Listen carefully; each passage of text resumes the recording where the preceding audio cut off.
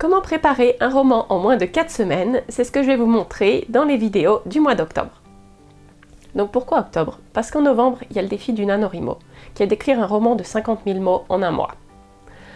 Donc ça paraît un grand défi comme ça, mais avec un peu de préparation, vous pouvez tout à fait y arriver. Donc je vais vous montrer durant le mois d'octobre comment je me prépare à ce défi et comment je vais être prête à écrire un roman au mois de novembre. Et vous pouvez aussi être prêt le 1er novembre à commencer votre roman. Donc aujourd'hui, on va commencer par la base et déterminer quelle histoire on veut raconter. Donc vous pouvez partir d'un personnage spécifique, d'une scène, d'une problématique, d'un univers.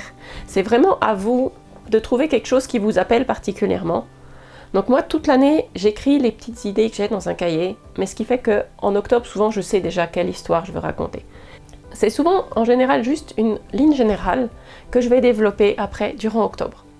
Donc moi, j'ai un guide de planification, donc il est disponible sur Amazon, c'est juste un cahier à remplir que j'utilise maintenant depuis 2 ans et qui regroupe toutes mes fiches, donc c'est assez pratique.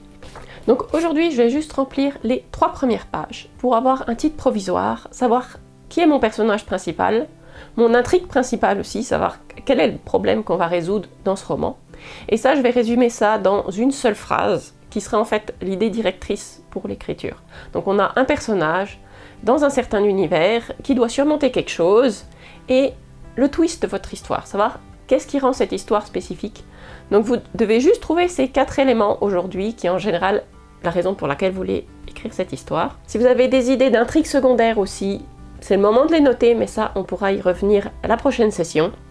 Le thème de votre histoire, si vous le connaissez déjà, c'est bien de le mettre aussi, ou même si c'est juste un essai de thème, parce que souvent, on ne sait pas exactement c'est quoi le thème de notre histoire avant de l'avoir écrit. Et si vous avez des idées directrices dans lesquelles vous voulez amener votre roman, c'est aussi le moment de réfléchir à ce que vous voulez faire avec ce roman. Donc ça va vous donner des idées générales.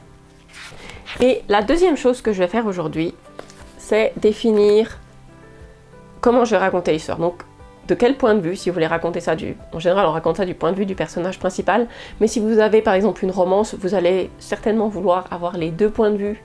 Donc il y a plein de choses comme ça qu'il faut réfléchir de combien de points de vue on veut raconter son histoire, qui est le personnage qui raconte l'histoire, parce que des fois c'est pas le personnage principal qui raconte l'histoire.